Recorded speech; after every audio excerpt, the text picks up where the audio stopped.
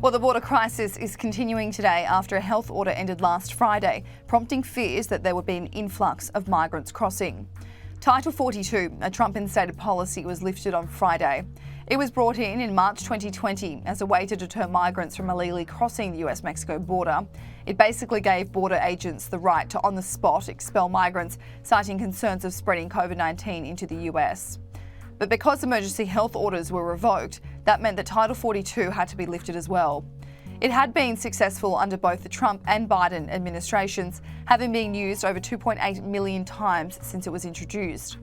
Republicans had argued that if it were to be lifted, the surge of migrants would become catastrophic. In fact, last year, Department of Homeland Security officials said there's an estimation that if Title 42 were to end, the daily apprehensions would rise to 18,000.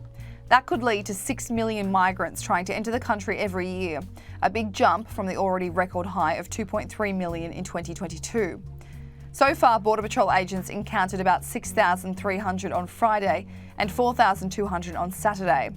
Secretary of Homeland Security Alejandro Mayorkas, who was at the centre of the border debacle, said that number has dropped by 50% compared to pre-Title 42 being lifted. On Tuesday last week, the encounter was 11,000, and on Wednesday, it was 10,000.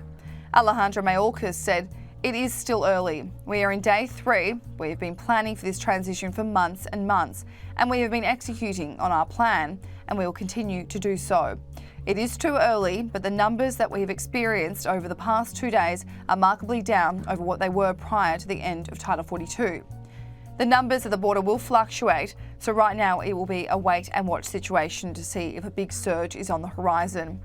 But according to former DHS advisor Charles Marino, while those numbers are welcomed, to say it's a result of the Biden administration's policies is a flat-out lie. If those numbers do stay down, it's not going to be for any thanks to the administration and their policies, because I'm a firm believer that they have not had any type of strategy in place at all. And I think the fact that the secretary has been making the rounds this weekend to spike the football about what a great job they've been doing with this crisis is dangerously arrogant and a flat-out lie. Even Andrew Cuomo, the former New York governor, who's had his own string of scandals, hasn't spoken highly of the Biden administration's approach to the immigration crisis. Cuomo, who is a Democrat, said the border was more controlled under former President Donald Trump. He told a radio show that the US-Mexico border is just mayhem. Before you invite everyone into the country, you have to know that you have the resources to handle it. There was no plan as to what to do with the people who you would let in. Welcome everyone, okay, but you need room at the inn. Where are they going to stay? Who's going to pay? It's gotten to a point where it overwhelms cities all across the country. What is happening on the southern border is a real debacle. It's going to get worse before it gets better. It's terribly managed. One of the big concerns with an influx of migrants crossing into the US is drug smuggling and whether any of these migrants have criminal backgrounds. That has been the case in numerous circumstances. It was revealed today that last week an Afghan national who was on the FBI's terror watch list was caught trying to cross the southern border with a group of people. The unidentified suspect is just one of many in these situations.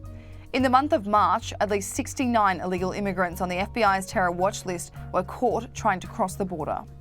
Everybody feels this with the dramatic increase in drugs in our country.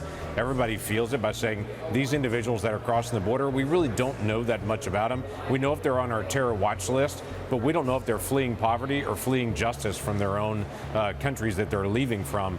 So people want an orderly process, and we're finally getting some Democrat colleagues to be able to say, okay, let's get to an orderly process. To do that, we got to fix the screening for asylum. We got to fix the process on asylum. We got to actually close the gaps in the wall, and we've got to have the right personnel with the right kind of background and the right authorities to be able to do this.